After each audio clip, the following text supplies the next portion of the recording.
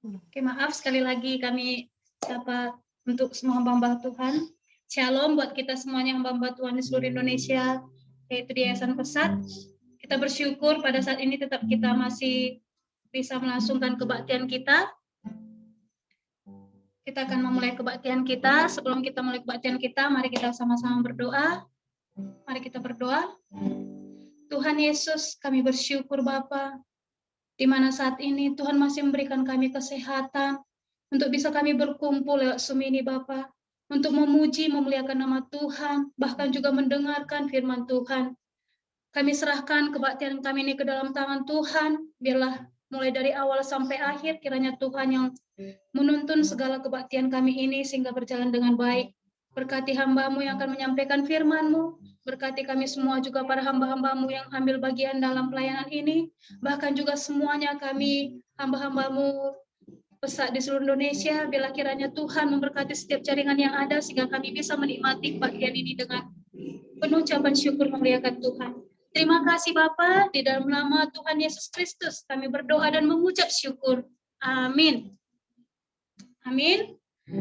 Saatnya kita akan memuji Tuhan, kita mau menyembah Tuhan, kita mau siapkan hati kita mau angkat satu pujian kita, menikmati kasih Tuhan.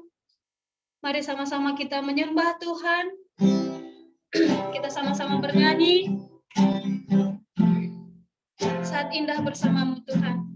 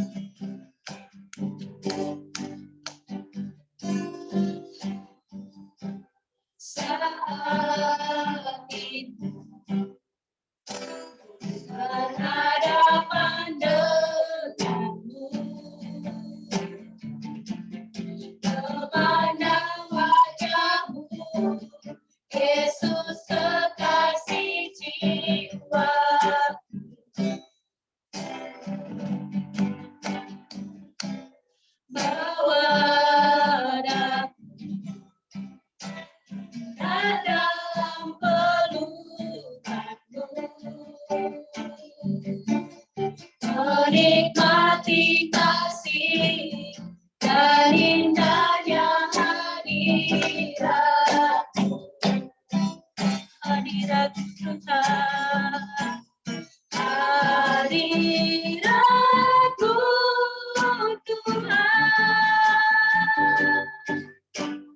ku rasakan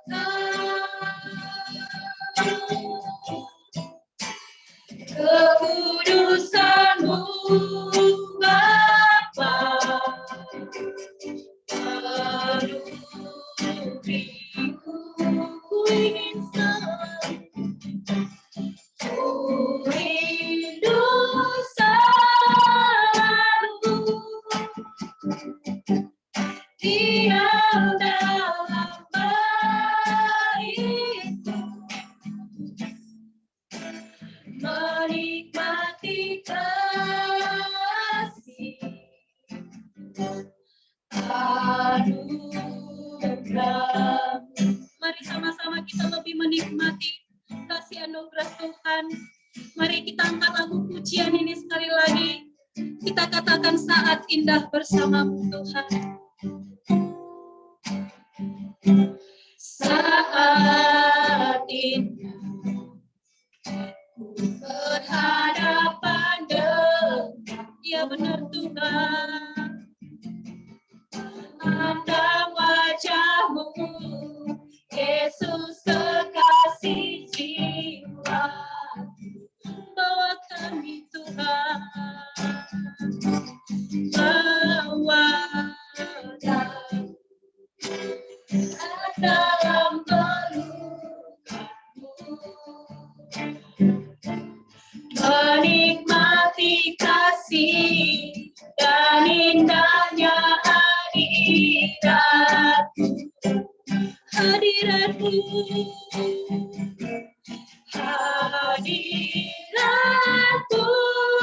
Tuhan, ku rasakan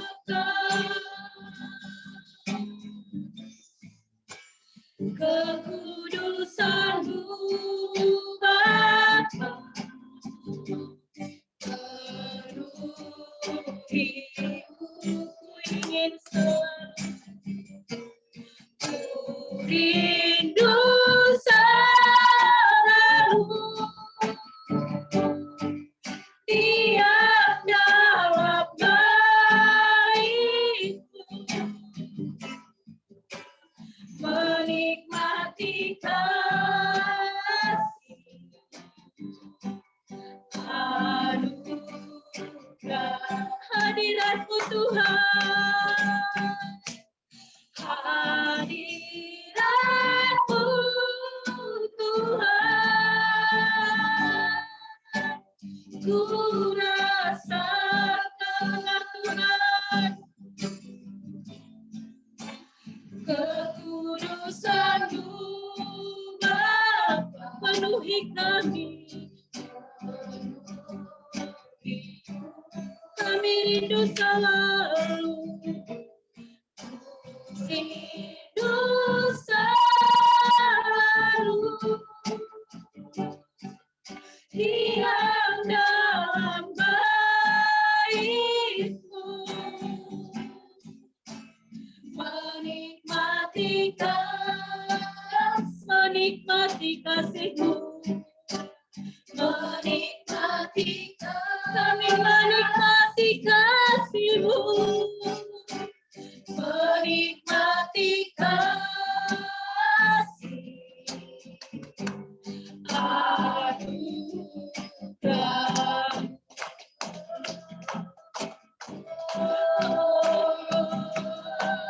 Kami menikmati kasih-Mu, kami mau menikmati kasih-Mu, Engkau yang ajaib, kami memuji-Mu Tuhan, kami rindu kasih-Mu, kami merindukan kasih-Mu ya Tuhan. Haleluya, haleluya, haleluya. Hadirat-Mu, hadirat-Mu yang memenuhi kami Tuhan, penuhi kami, penuhi kami, Yesus Tuhan kami, Yesus Raja kami, Engkau baik, Engkau sangat baik bagi kami ya Yesus, Yesus yang ajaib, Yesus, kami merindukan kasih-Mu, kami merindukan rahmat-Mu, kami merindukan anugerah-Mu, haleluya, haleluya, haleluya, kami menyembah-Mu, Yesus Tuhan kami puji, kami sembah Engkau ya Bapa.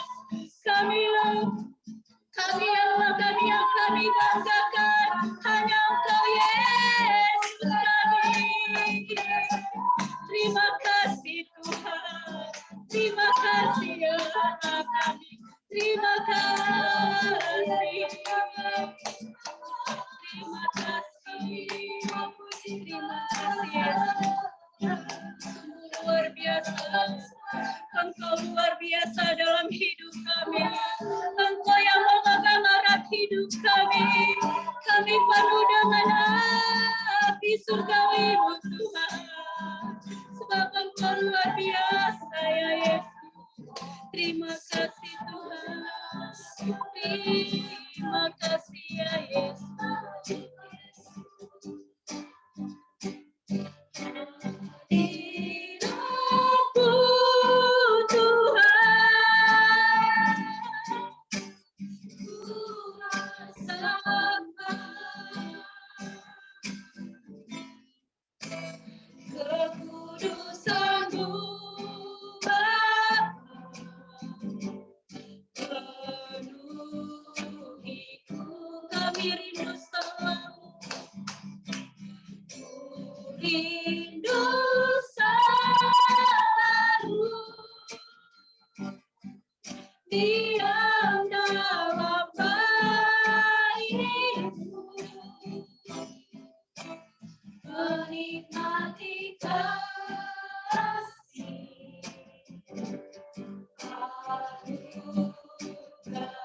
menikmati kasih, menikmati kasih,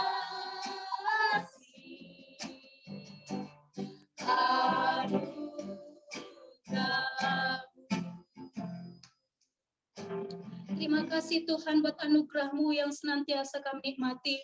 Inilah kami semua hamba-hamba-Mu Tuhan, siap untuk memuji muliakan nama Tuhan, siap untuk mendengarkan Tuhan. Dalam nama Tuhan Yesus kami berdoa dan mengucap syukur. Amin. Amin. Shalom buat kita semuanya hamba-hamba Tuhan yang ada di seluruh Indonesia. Hari ini kita bersyukur kita dipertemukan lewat Zoom. Dan saatnya kita akan bernyanyi memuji Tuhan. Tapi kami rindu, kita ada belajar beberapa bahasa sih. Dua bahasa mungkin nanti bahasa Karo 1 dari Kasih Bolangit ya. Sibolangit itu ciri khasnya atau sukunya adalah suku Karo. Nanti kita akan bernyanyi lagi bahasa Indonesianya. Setelah itu kita nyanyi nanti bahasa Jawanya. Ya mari sama-sama kita bernyanyi. Senang ukurku jumpa rasa Yesus.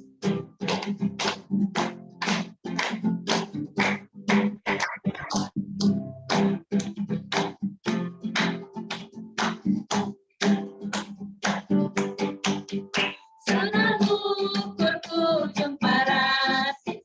Senang ukurku haleluya. Terhalalap hatiku kasihan. Senang jumpa rasa Yesus Tuhanku. Haleluya, glory, haleluya, glory. Bersuara-suara puji Tuhan. Haleluya, glory, haleluya, glory. Puji Tuhan, salah. Nyanyikan bahasa Indonesianya.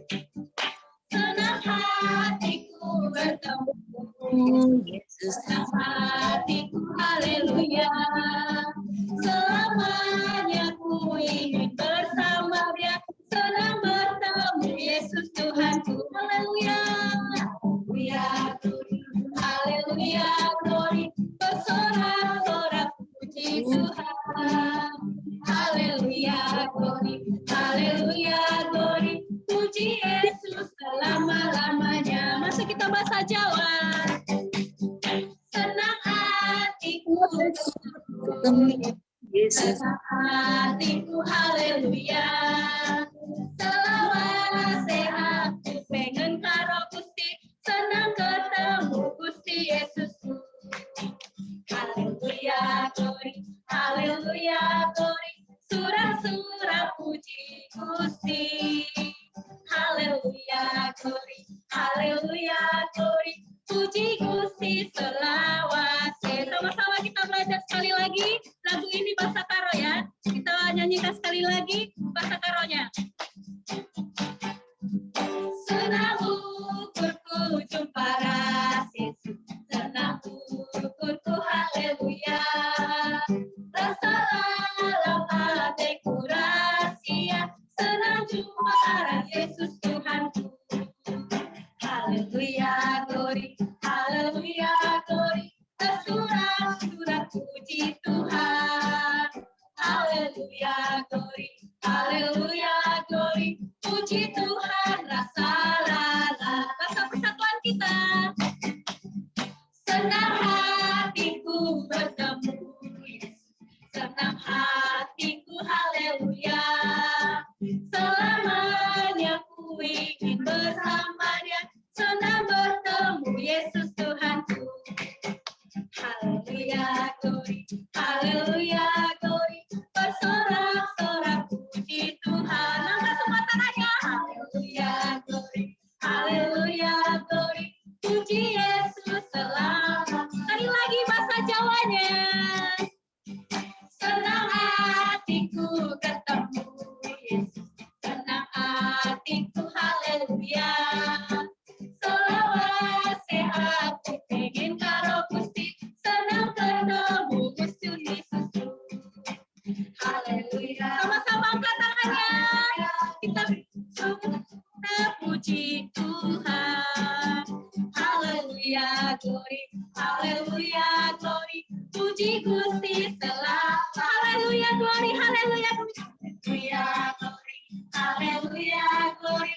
Surat-surat puji Gusti. Haleluya, glory, haleluya, glory. Puji Gusti selawase. Beri kemuliaan untuk Tuhan Yesus kita. Kita percaya semuanya di sini. Kita senang ya ketemu sama Tuhan Yesus ya. Tentunya orang juga apabila ketemu dengan kita juga harus senang karena ada Yesus di dalam kita. Amin. Oke, hari ini tiba saatnya kita akan mendengarkan kesaksian. Mungkin ada hambanya yang ingin bersaksi. Kami persilakan untuk hambanya.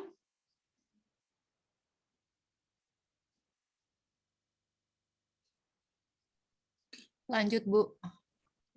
Oke, mungkin nanti apabila masih ada hambanya yang mau bersaksi ataupun dari kita masih ada waktunya. Tapi sebentar kita akan mendengarkan firman Tuhan. Mari kita siapkan hati kita untuk mendengarkan firman Tuhan. Mari kita angkat pujian kita, Tuhan aku rindu, Tuhan aku siap.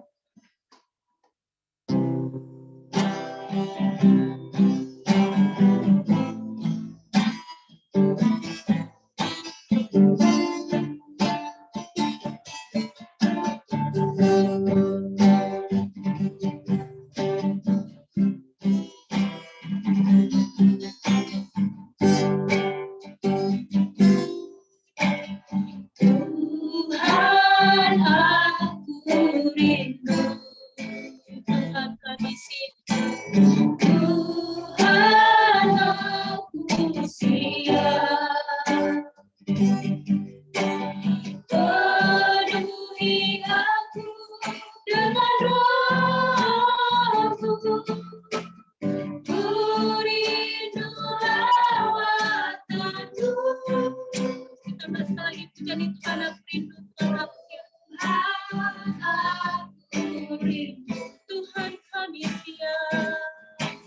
Tuhan aku siap. Penuhi aku dengan roh-Mu. Ku rindu lawatan-Mu. Ku rindukan Kau hadir di sini saat ini, Tuhan. Ku rindukan Roh-Mu mengurapi saat ini, Yesus. Ku rindukan, ku rindukan Kau hadir di sini saat ini, Tuhan. Ku rindukan Roh-Mu mengurapi saat ini. Ku rindukan Kau hadir di sini Tuhan. Ku rindukan Kau hadir di sini saat ini Tuhan. Rindukan Roh-Mu. Ku rindukan Roh-Mu mengurapi saat ini Yesus. Saat ini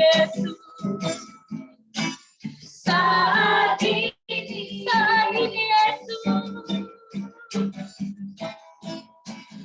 Saat ini Yesus. Kami serahkan untuk hamba-Nya yang akan membagikan firman Tuhan.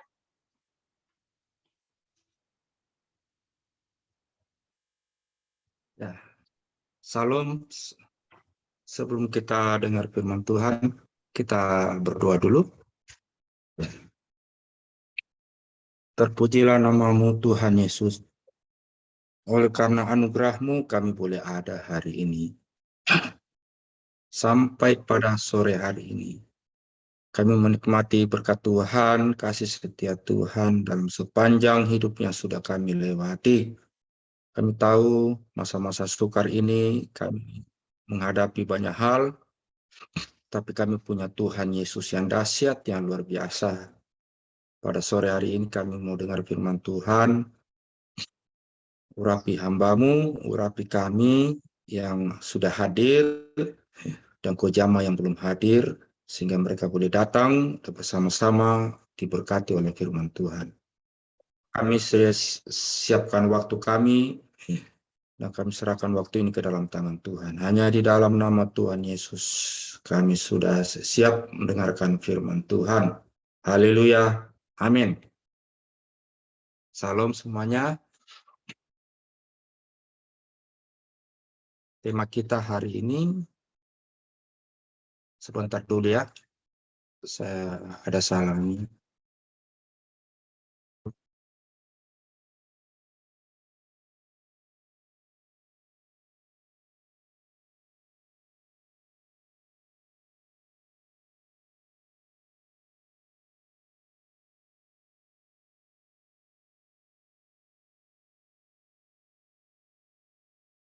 Baik. Tema hari ini kita pakai PowerPoint biar cepat, lebih efektif dan lebih fokus. Tema menjadi terang seperti Yesus. Padahal kita juga tidak lama lagi memasuki masa Natal, peringati hari kelahiran Tuhan Yesus.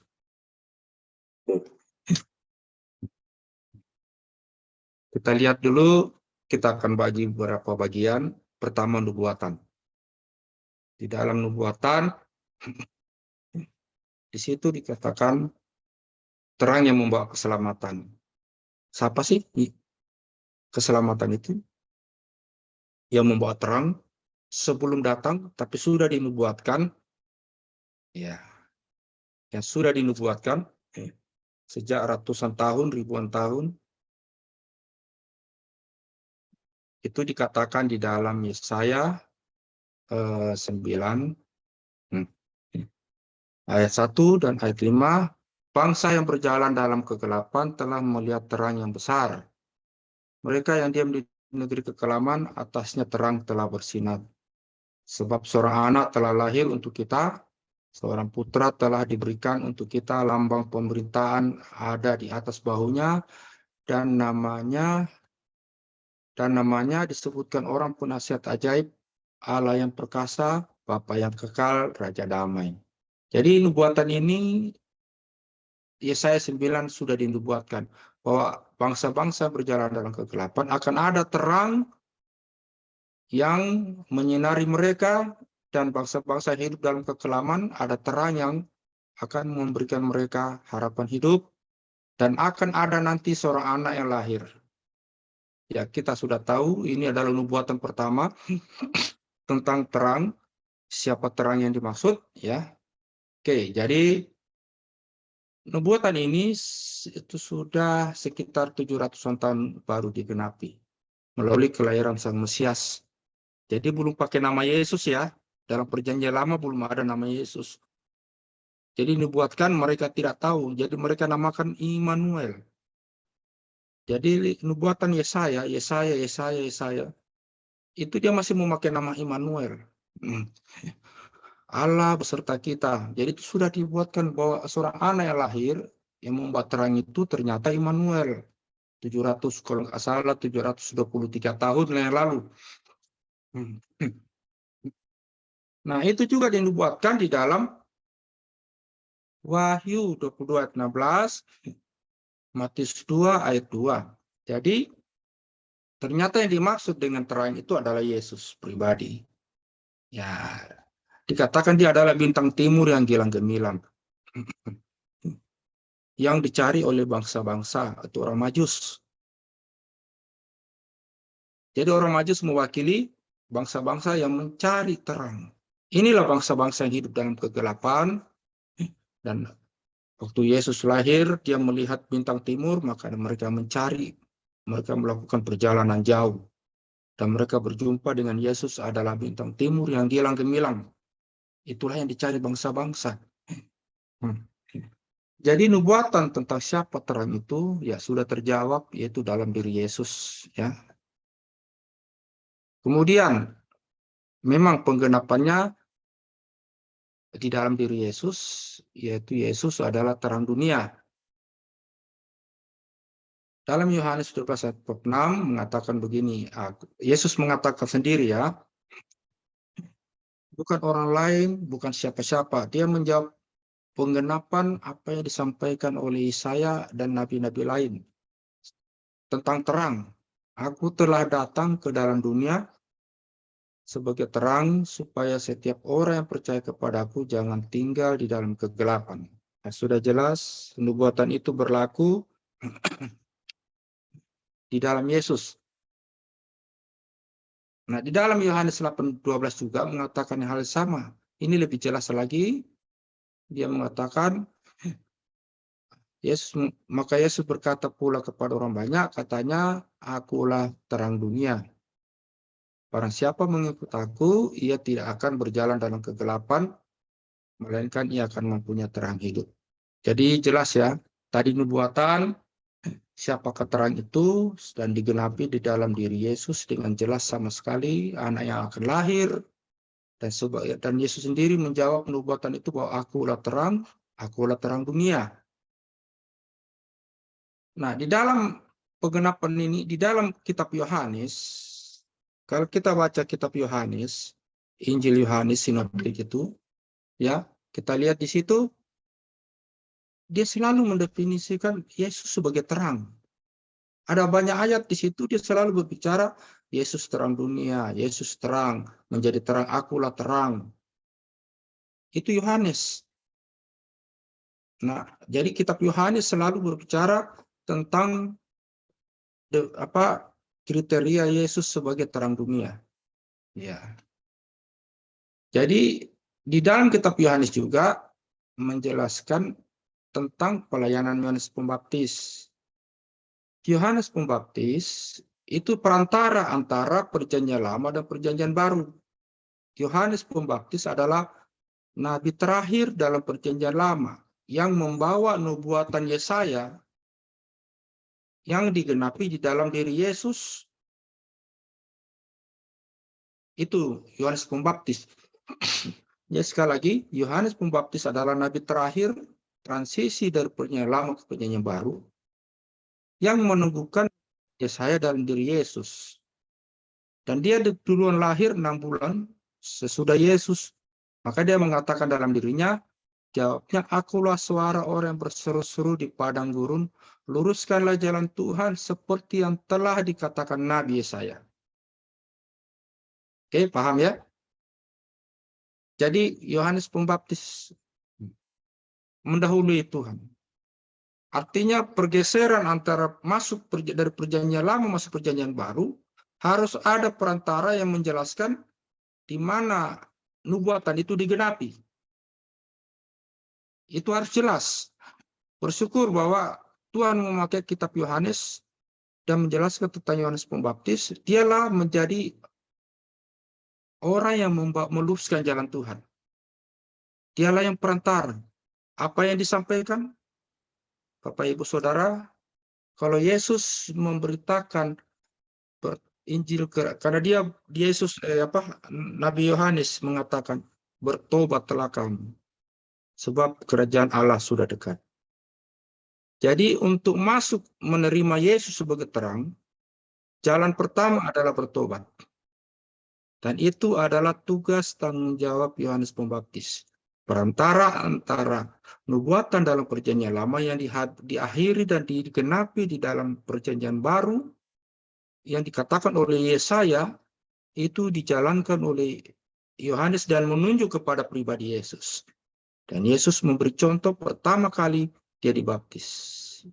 Jadi urutan-urutannya ini luar biasa Tuhan atur dengan baik. Sehingga kita bisa mengerti bahwa nubuatan dan pengenapan ada perantara di dalamnya. Di mana Tuhan memakai Yohanes Pembaptis sebagai perantara. Menyatakan Yesus adalah terang dunia. Baik. Sekarang bagaimana dengan kita orang percaya sebagai terang dunia? Karena tadi kan temanya menjadi terang seperti Yesus. Oke. Orang percaya sebagai terang dunia. Kita harus melihat dulu bahwa pertama kita kembali dalam Yohanes 8:12, maka Yesus berkata pula kepada orang banyak, katanya, akulah terang dunia. Barang siapa mengikut aku, ini menunjukkan orang percaya. Bukankah setiap kita adalah para pengikut Tuhan? Maka dia katakan, barang siapa mengikut aku, orang percaya, ia tidak akan berjalan dalam kegelapan seperti bangsa-bangsa lain, melainkan ia akan mempunyai terang hidup. Jadi jelas, orang percaya juga adalah terang. Maksudnya dimaksud ya orang yang mengikut Tuhan. Setiap kita adalah orang percaya, amin. Ya, di Tuhan. Ya, jadi begitu kita mengikut Tuhan dengan sendirinya, kita juga adalah terang dunia, mempunyai terang.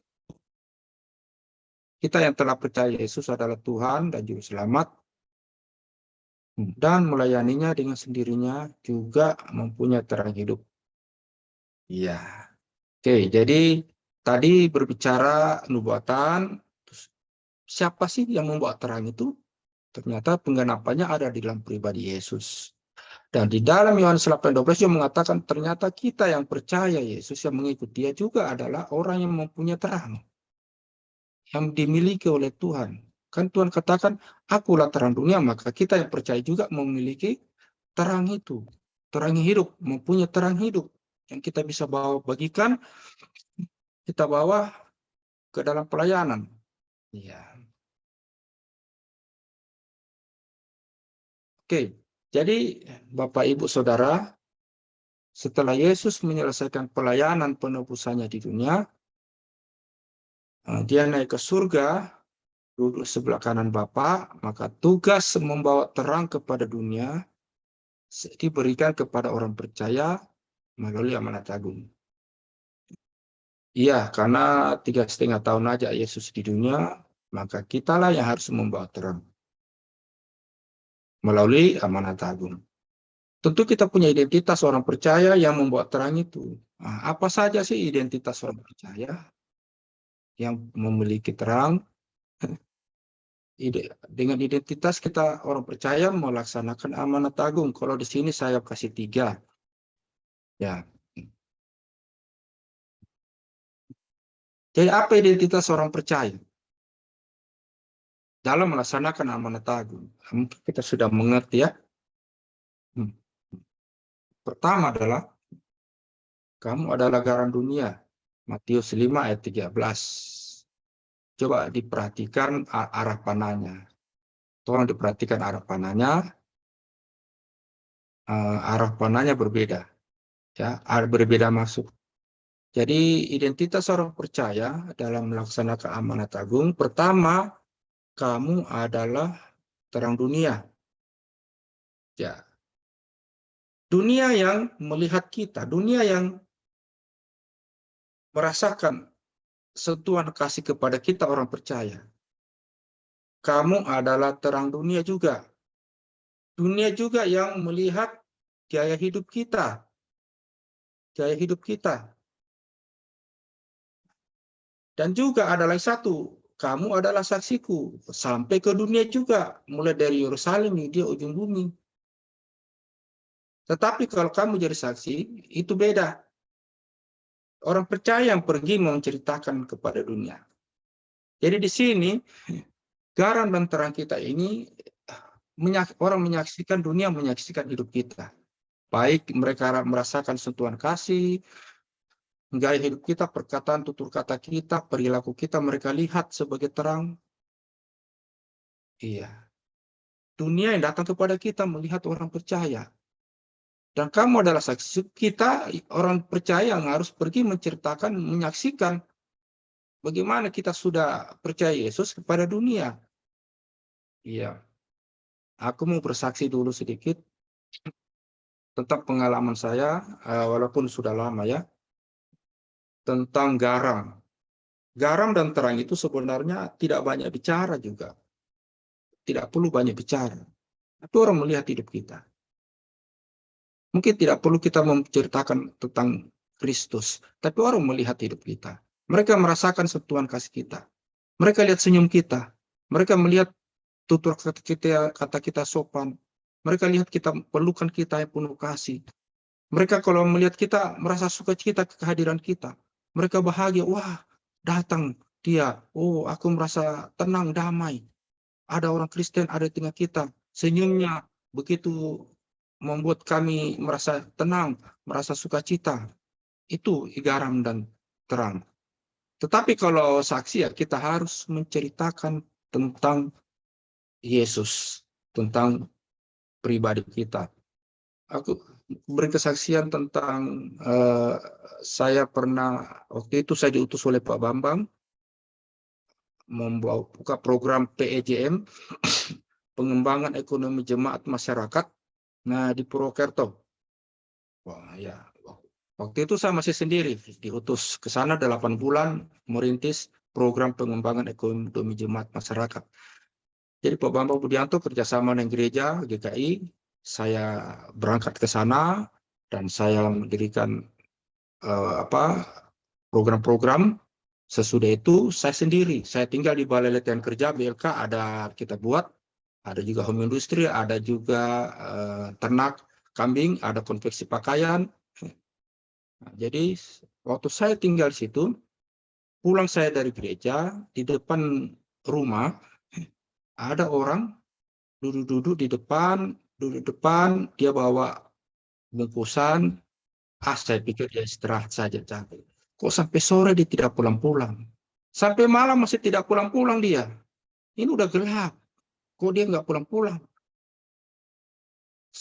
Dia cuma ketawa sendiri. Aku datangi dia, bilang, Bang, kira-kira umur 40 tahun sudah itu. Saya bilang, Pak, kenapa Bapak di sini tidak pulang? Dia cuma ketawa-ketawa. Oh, baru saya mengerti. Ternyata orang gila. Agak pikir orang normal. Pantas nggak pulang-pulang. Kasihan saya. Tapi sebelumnya memang saya berdoa sama Tuhan. Tuhan, kok saya urus-urus kok masalah kambing, masalah pertanian, masalah industri. Tuhan, kirimlah jiwa-jiwa. Memang saya berdoa begitu sama Tuhan. Biar saya juga bisa melayani. Saya berdoa 2 hari, Tuhan kirim orang gila. Aduh, ya Tuhan kirim orang gila. Saya bawa masuk dia. Jadi saudara, 1 minggu saya tampung. Karena saya tidak tahu, dia tidak berbicara satupun. Dia tidak tahu namanya, dari mana alamatnya. Tinggal sama dia, saya kasih makan, saya mandikan dia tidak bisa mandi. Pakaian saya saya pinjamkan, terus saya cucikan pakaiannya. Ya, jadi saya suruh dia makan, dia tidak makan. Terus saya cuci pakaian, saya sudah taruh makan di depannya, dia cuma duduk. Sampai saya pulang cuci pakaian, saya heran, kenapa nggak dimakan makanannya? Dia bilang, masih bisa dia ngomong memang. Dia bilang, Bapak nggak suruh. Ya tidak usah disuruh, kalau sudah lihat makanan, makan sendiri. Jadi lama dia tunggu saya cuci pakaian. Saya bawa jalan-jalan, ke Cilacap, saya bawa ke mall, jalan-jalan, pakai uang pribadi, tidak apa-apa. Yang penting dia senang, dia sukacita. Dia belum bisa ingat namanya, dia belum bisa ingat kampung halamannya. 1 minggu dia sesudah itu sudah tinggal sama saya. Saya tidak bicara firman, saya tidak bicara tentang Tuhan Yesus. Saya cuma menjadi garam bagi dia. Setiap malam saya mendoakan dia, dia tidur sama saya tumpang tangan diam-diam, saya menangisi dia. Saya tidak pernah bercerita tentang Yesus, tidak pernah bercerita tentang firman Tuhan, tapi saya adalah garam, saya peluk dia, saya cuci pakaiannya semua. 1 minggu dia ngomong, saya kaget. Dia bilang, Pak, dia bilang, Bang, minta maaf, terima kasih, saya mau pulang. Sudah sembuh kamu? Iya, sudah. Saya ingat sekarang. Baru dia ingat. Dia sehat. Tanpa saya mendoakan. Saya mendoakan tapi tanpa saya menginjili. Saya baru mengerti itu arti garam. Dia merasa sukacita damai. Dia merasa ada orang yang mengasihi. Terus dia bilang sama saya, kenapa kamu begini? Saya ini, bapakmu di mana? Saya tinggal di Purwokerto. Bapak saya Letnan Jenderal. Anak pejabat tinggi ternyata. Saya dianak tirikan dengan saudaraku. Saya tidak disukai, saya dibeda-bedakan sampai saya sakit hati. Bapak saya adalah jenderal, dia bilang. Jenderal masih aktif di Purwokerto. Oh, jadi sekarang saya pulang, ya kamu lepaskan pengampun. Ampunilah bapakmu, ampunilah mamamu ya. Iya, baru aku ingat katanya. Saya baru situ. Jadi 1 minggu saya tidak bisa ingat, tapi Bapak sangat mengasihi saya. Terima kasih Bapak. Ya, saudara, itu aja saya bisa layani dia. Dan dia pulang. Kamu tahu pulang, saya kasih uang. Bisa. Sembuh. Yang awalnya tidak bisa ngomong dia. Tidak bisa mengerti mana alamatnya. Saya tidak tahu identitasku. Itu ya. Jadi itu kesaksian tentang garam. Tidak usah bicara apa-apa. Terang juga begitu. Tetapi kalau saksi, kita harus berbicara. Seperti saya kasih contoh, masalah orang gila di Gerasa. Orang gila di Gerasa itu sudah disembuhkan Tuhan Yesus dan ribuan babi mati dan dia mau mengikut Yesus. Yesus bilang sama dia, tidak usah kamu ikut saya. Kembalilah ke kampung halamanmu, ceritakanlah apa yang terjadi padamu. Nah, di ayat situ dikatakan dia pulang ke kampung halamannya, dia menceritakan. Saudara, orang gila ini tidak bisa menjadi terang dan garam. Gak bisa. Bagaimana menjadi terang dan garam kalau dia orang gila? Tapi dia bisa menjadi saksi. Begitu juga wanita dia gak bisa jadi terang dan garam. Karena dia memang pelacur, tapi dia lari masuk ke Samaria, diceritakan kepada orang. Aku berjumpa dengan, betulkah dia Mesias? Dia tahu semua hidup saya. Dan dia menceritakan kepada orang Samaria, sehingga Tuhan Yesus harus tinggal situ 3 hari. Pertobatan terjadi. Baik, kita lanjut. Sebagai terang dunia, jadi kehidupan kita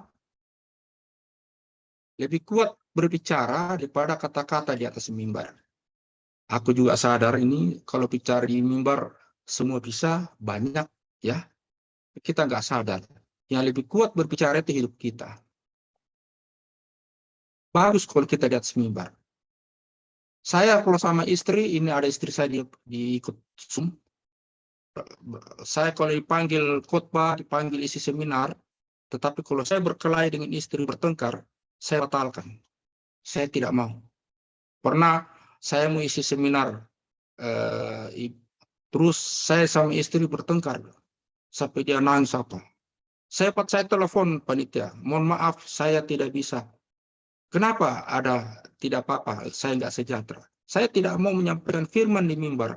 Kalau di luar, di dalam keluarga saya belum beres. Kalau ada konflik, Tuhan tidak akan bisa mengurapi. Sudah itu saya juga minta maaf sama dia. Kalau saya minta maaf, dia maafkan, baru saya berangkat. Layan. Begitu. Kalau saya sama istri. Jadi bagaimanalah saya harus membawa damai kepada orang, pada kita sendiri nggak damai di atas mimbar. Sekali lagi kehidupan kita lebih kuat berbicara daripada kata-kata di atas mimbar. Yang kedua, bukan apa yang disampaikan firman, bukan apa yang disampaikan orang, tetapi siapa yang menyampaikan, itu yang menjadi kendala sekarang. Firman sudah banyak kok. Sangat gampang orang mencari firman. Buka aja YouTube, buka aja internet.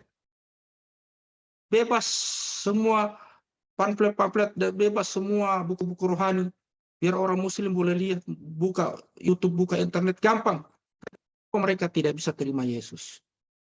Karena siapa yang menyampaikan itu yang tidak menjadi saksi. Itu yang berat. Teman saya, Ustadz Effendi Usman, yang murtadin, saya akrab sama dia. Dia biasa di Medan, di Aceh. Kalau di YouTube, Habaget, ya, channel Habaget, dia itu Usman Effendi, itu dia sudah murtadin, asli orang Aceh. Dan ada satu temannya, saya lupa namanya, yang bercambang, itu waktu dia cerita, saya, bagaimana Bapak bisa bertobat, kok bisa murtadin? Tidak ada yang menceritakan firman Tuhan. Saya cuma satu kamar dengan orang Manado, mahasiswa kami. Saya tidak suka dengan orang Kristen, saya benci. Tapi dia tidak pernah menceritakan Injil sama saya. Tapi saya lihat di hidupnya, dia senyum, dia suka menyanyi dengan gitar, dia tidak pernah marah, dia suka menolong. Saya pinjam uang sama dia, saya bohongi, dia tidak marah, dia biarkan. Bertahun, 2 tahun dia hidup, dia melihat gaya hidupnya tanpa penginjilan. Dan bapak itu bertobat, menerima Yesus. Dan sekarang dia jadi murtadin dan dia juga punya channel sendiri. Sangat susah sekarang memberitakan Injil hanya dengan firman. Bukan apa yang disampaikan sebenarnya. Kendalanya kita ini, siapa yang menyampaikan? Pemberitanya ini. Kan orang sudah gampang mencari firman. Marilah kita merubah hidup kita. Selaraskanlah firman dengan firman. Kalau kita menyampaikan firman Tuhan, cocokkanlah dengan hidupmu. Kalau hidup nggak cocok, jangan sampaikan firman Tuhan itu. Contoh, kadang-kadang kita berkata, kasihlah Tuhan Allahmu di mimbar. Padahal kita tidak punya kasih. Pembenci banyak musuh. Nggak cocok. Kudus mundur dari kita. Tidak ada urapan. Khotbahkan di mana engkau menang. Jangan kau khotbahkan di mana engkau masih kalah. Karena itu dunia tidak membutuhkan kata-kata. Mereka membutuhkan keteladanan orang percaya. Teladan. Sudahlah. Banyak sekali berkata-kata memang. Iya. Jadi kita perlu sadar. Hidup kita adalah penginjilan terang yang terbaik. Yang bisa dilihat orang. Sangat sederhana. Hidup kita saja. Perkataan, perbuatan kita sehari-hari. Perlukan kasih kita. Hilang.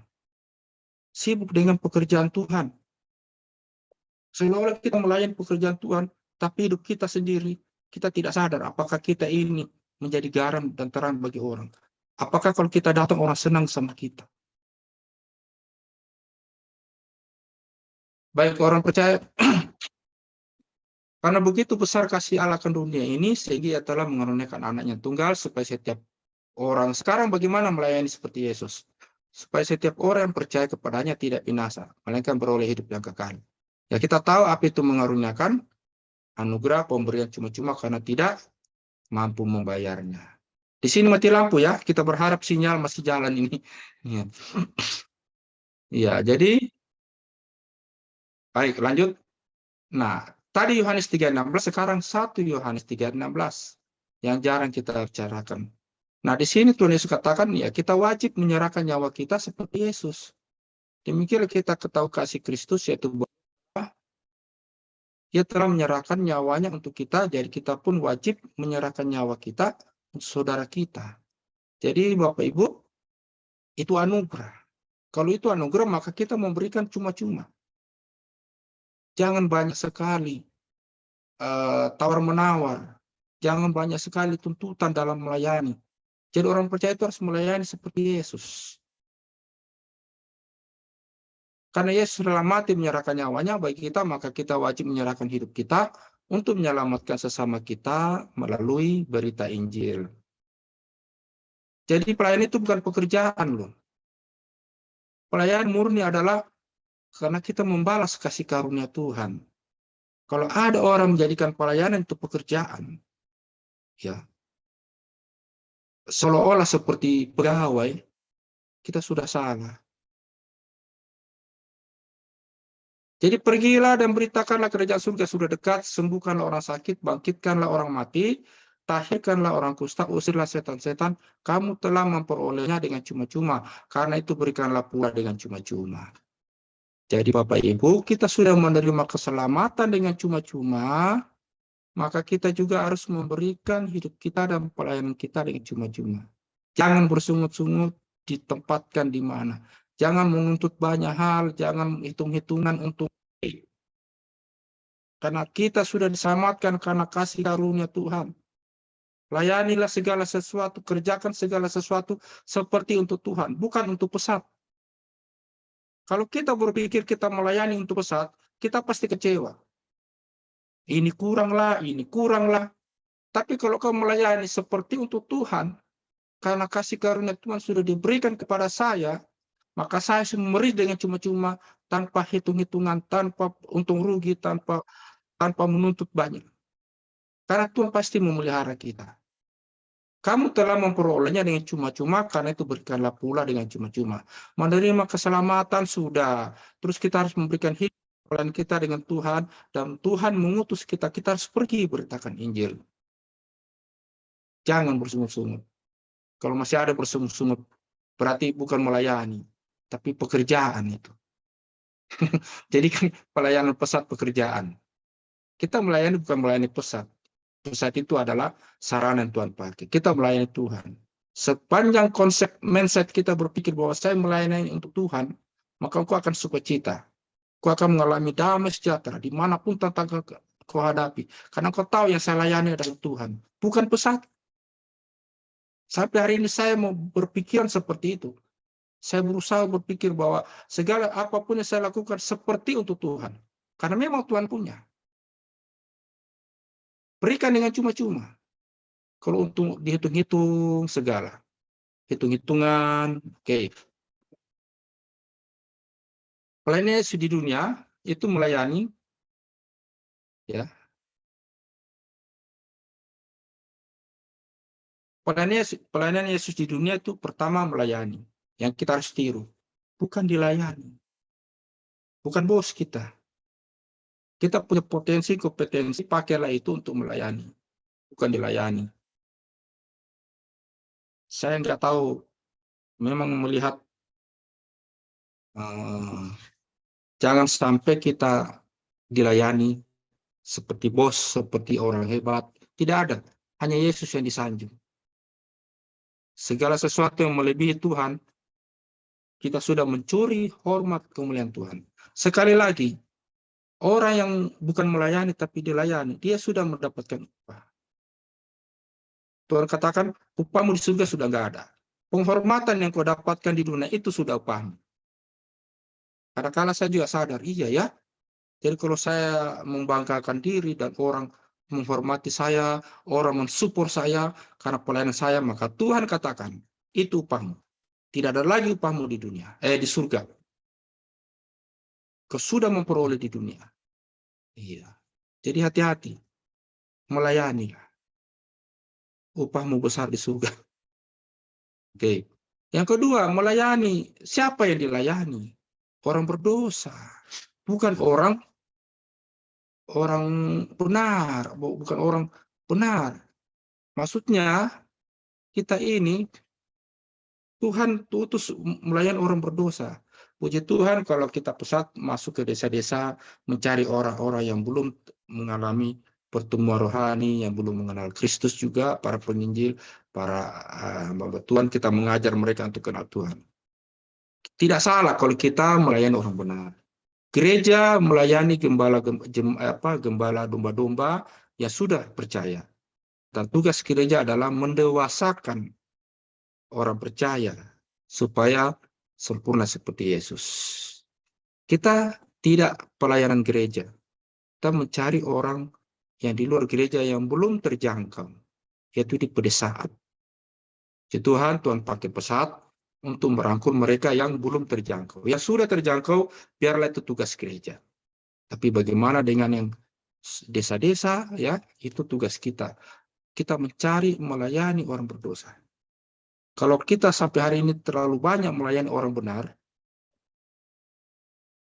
tidak terlalu suka melayani orang berdosa, kurang suka diutus di desa, kurang suka diutus di penjara-penjara, melayani orang, pilih-pilih kasih, maunya aku melayani di gereja lah, maunya aku melayani di tengah-tengah orang percaya yang hebat-hebat. Ada orang Dadah. yang di situ. Dadah. Dadah. Tidak lihat. Dadah. Satu itu. Dadah. Dadah. Bu Hermin. Iya. Lo. Dadah. Bu Hermin. Sudah Pak, silakan lanjut. Oke, udah? Oke, aku juga kaget. Pikir ada kemana.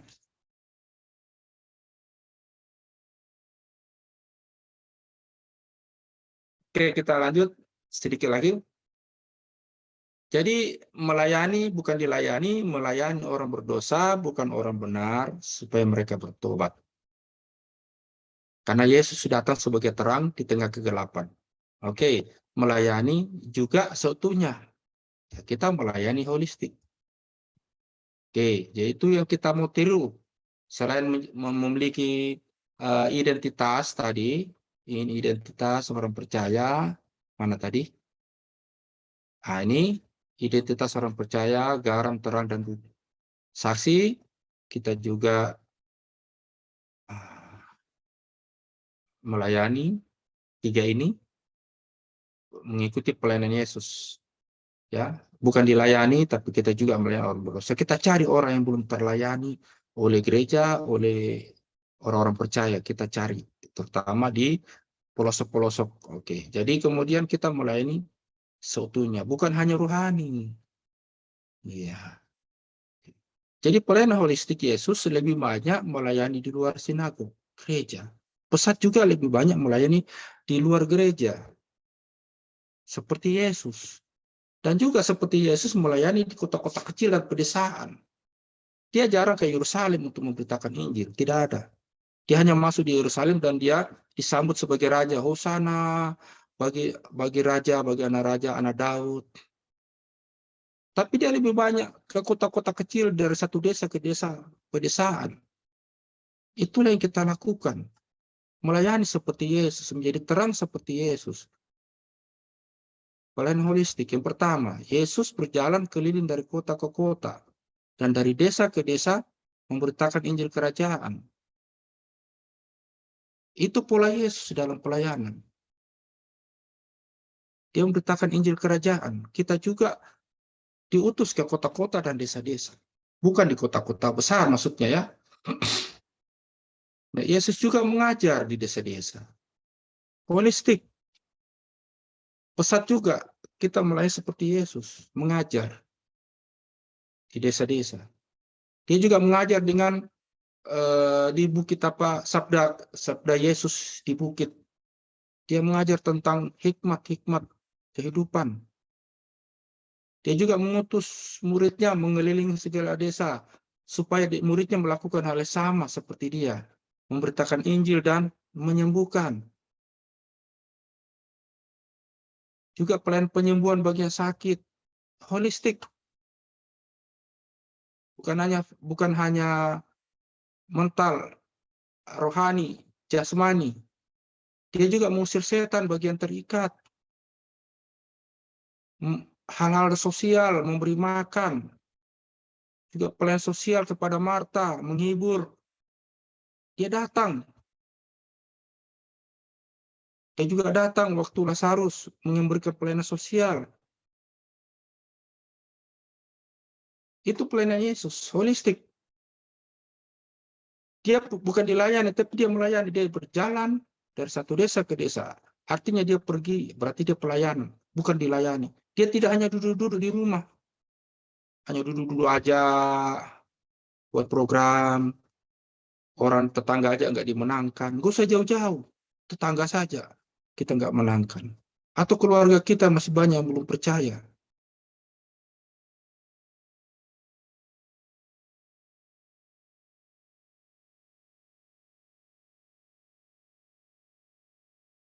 Jadi Bapak Ibu, sebelum saya tutup, saya mau sedikit mau memberi setelah kita dengar firman Tuhan bahwa pelayanan Yesus itu pertama memberitakan kabar baik, kedua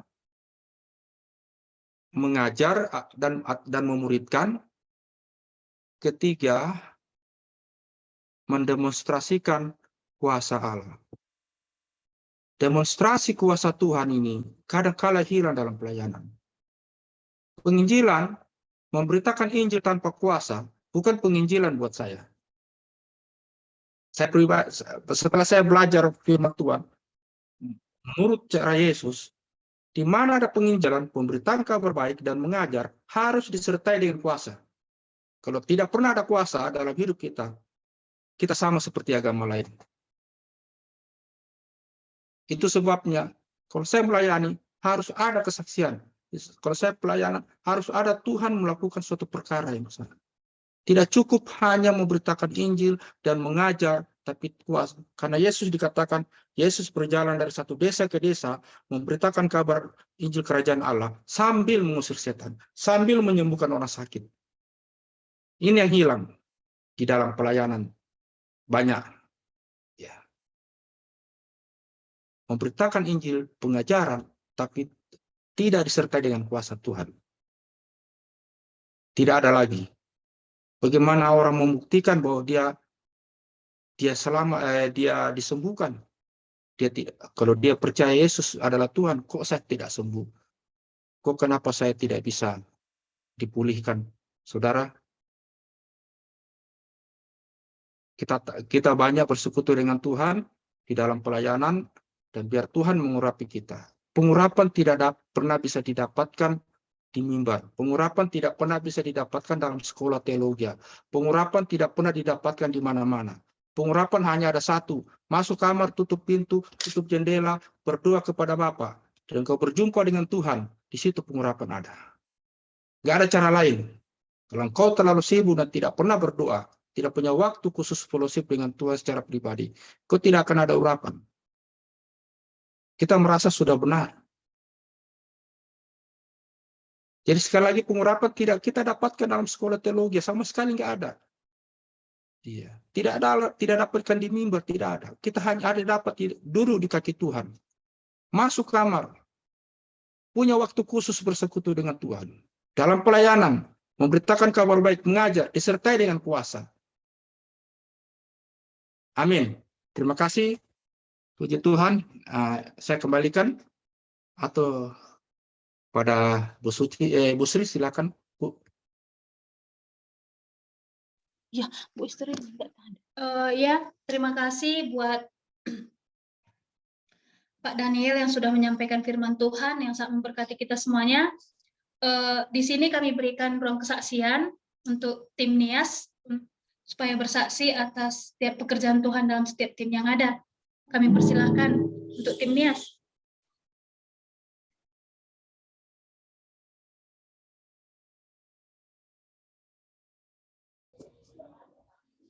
Baik. Terima kasih kesempatan yang diberikan kepada kami. Apakah suara saya terdengar? Bisa Bu, bisa, silakan. Oh ya, baik. Saya perkenalkan diri dulu. Saya Ibu Yanti Gea, tempat pelayanan klaster NIAS di unit TK Swasta Kristen Philadelphia Terpadu di Dahana Tabaloho. Saya perlu menyaksikan kemurahan Tuhan dalam pelayanan dan juga dalam keluarga kami. Kami sangat bersyukur Permisi Gimana? Bu Yanti, apakah videonya bisa ditampilkan? Bisa open video Bu Yanti? Oh, kurang bagus jaringan kalau open video, Ibu. Oh, oke, baik. Baik, Boleh silakan. ya? Iya, iya. Di mana setelah kami menikah dan banyak kemurahan Tuhan yang boleh kami terima. Yang pertama, dulu suami pelayanan di Papua dan kerinduan setelah menikah di Pulau Nias untuk balik ke Papua akhirnya tidak bisa lagi karena orang tua tidak mengizinkan. Nah, kemudian juga kami bergumul lah setelah menikah, Tuhan biarlah kami memiliki tempat pelayanan. Nah, setahun berlangsung, akhirnya kami diberikan karunia seorang bayi dan itu pada bulan 6 kemarin, dan sekaligus juga kami selalu mendoakan supaya Tuhan membukakan jalan dalam pelayanan suami, karena suami tidak mungkin lagi balik ke Papua.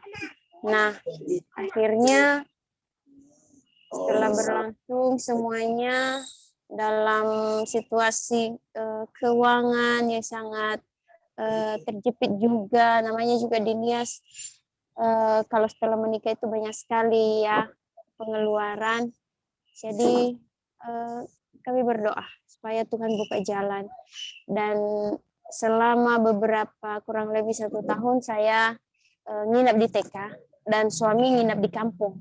Akhirnya kami sekali seminggu lah saya dijemput, antar jemput sama suami di tempat pelayanan dan ke kampung.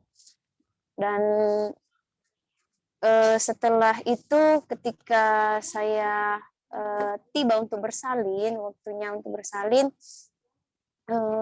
di situ kami bimbang, Tuhan bagaimana kami bisa memiliki tempat tinggal ya yang dekat lokasi dengan tempat pelayanan di TK gitu. Akhirnya kami bergumul supaya Tuhan menunjukkan jalan terbaik.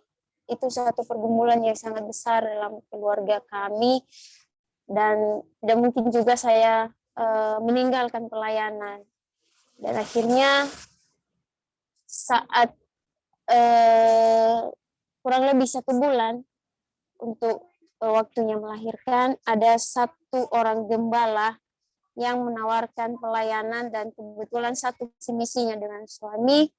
Akhirnya kami diminta untuk pelayanan yang dekat dengan TK di Gunung Sitoli, di kota Gunung Sitoli. Kemudian mujizat Tuhan itu luar biasa. Pada saat sebelum melahirkan, siang harinya SK suami keluar ditempatkan di tempat pelayanan, dan pada malam harinya putri kami lahir begitu. Jadi itu satu kebanggaan yang luar biasa, bahkan pertolongan Tuhan dalam keluarga kami. Kemudian juga kami ragu, Tuhan di mana kami tinggal? Tidak mungkin suami saya tinggal di TK, karena saya udah punya anak gitu kan, sudah ada baby sekarang, dan tidak mungkin itu kami gabung dengan misi yang di situ, ibu-ibu guru di situ. Akhirnya Tuhan buka jalan, Bapak Ibu. Tuhan menunjukkan seorang gembala ini tadi, yang dimana dia juga meninggalkan pelayanan ini dalam hal dia mutaasi seperti itu. Dan akhirnya 1 unit pelayanan dipercayakan untuk bisa kami gembalakan, khususnya yang di unit pelayanan Gereja Alkitab Anugerah di GAA, dan di situ langsung ada pastori, dan itu satu mujizat yang sangat terbesar terjadi dalam keluarga kami. 1 minggu menginap di rumah sakit, dan akhirnya pada siang atau pagi harinya gembala yang dahulu pergi, dan sore harinya kami keluar dari rumah sakit. Akhirnya ketika mereka pergi, kami mengisi pastori seperti itu. Dan juga itu khususnya dalam keluarga kami, dan tepatnya juga pada hari ini di mana satu sukacita terbesar dalam keluarga kami, suami boleh diwisuda walaupun hanya secara online hari ini. Tepatnya suami boleh wisuda mengambil gelar MTH-nya, dan kami mensyukuri semuanya itu. Dan dalam pelayanan khususnya di TK juga, tahun ini kami ragu dan bimbang sekali akan murid kami. Apakah ada nggak ya murid kita, karena di sekeliling sudah banyak saingan, ada banyak PPA, bahkan guru-guru PPA melarang untuk mendaftar di TK kami.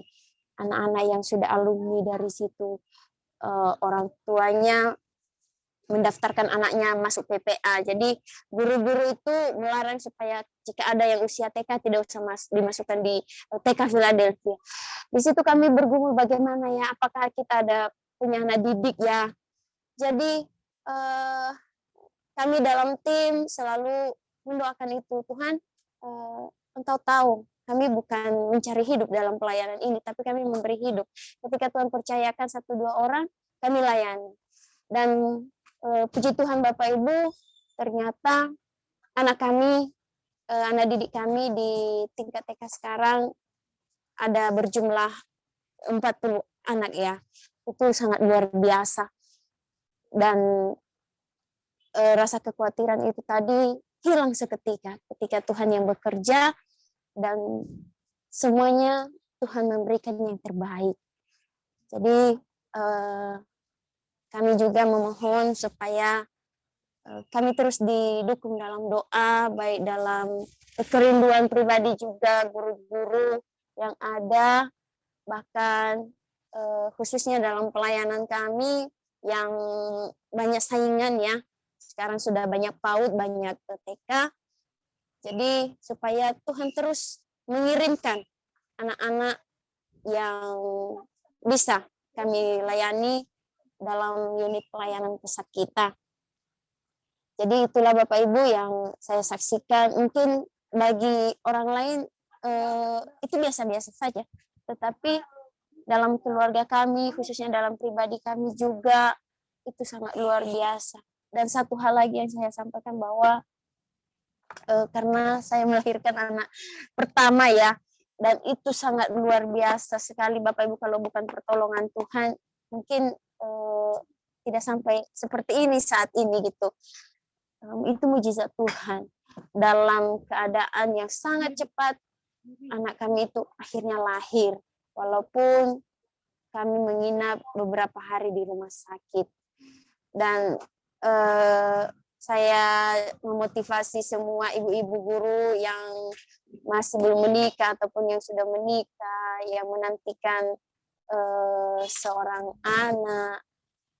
Jadi kita terus berharap kepada Tuhan. Tuhan pasti memberikan yang terbaik, Tuhan pasti membukakan jalan, jangan ragu dan jangan bimbang. Tuhan akan memberikan yang terbaik bagi kita. Jadi itulah Bapak Ibu, semoga kesaksian saya ini bisa menjadi berkat bagi kita semua, supaya tidak mematahkan semangat kita dalam pelayanan, khususnya di unit pelayanan pusat. Itu yang perlu saya saksikan. Kami terus mohon dukungan doa dari Bapak Ibu, baik dalam tim kami, dan bahkan dalam keluarga kami juga. Terima kasih Bapak Ibu. Shalom.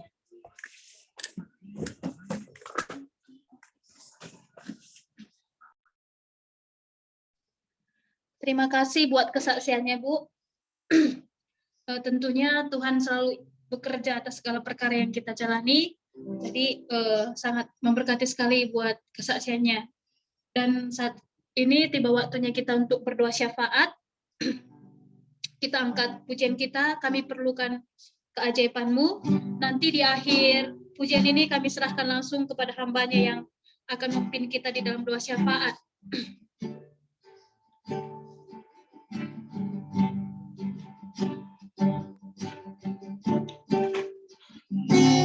Kami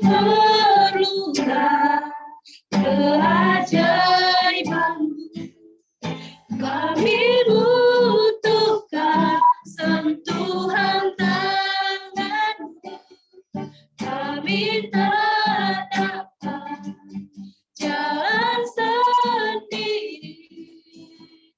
Kami perlu Kau Tuhan, kami perlu Kau, kami perlukan keajaiban-Mu. Kami butuhkan sentuhan tangan-Mu.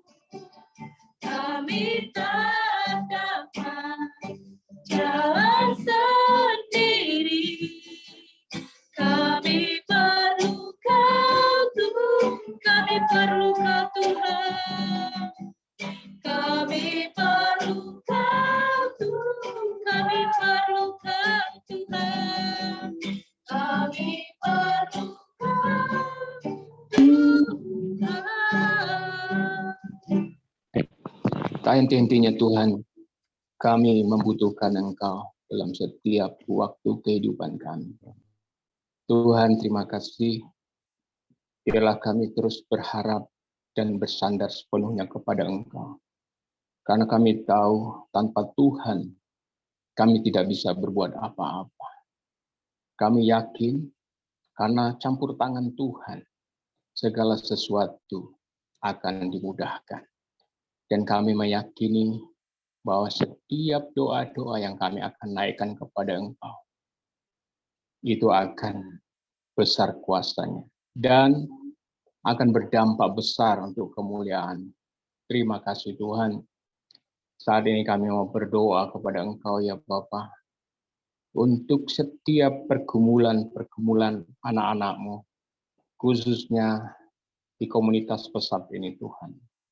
Kami berdoa kepada Engkau ya Tuhan, kiranya Engkau terus menolong anak-anak-Mu supaya semakin hari semakin setia kepada Engkau.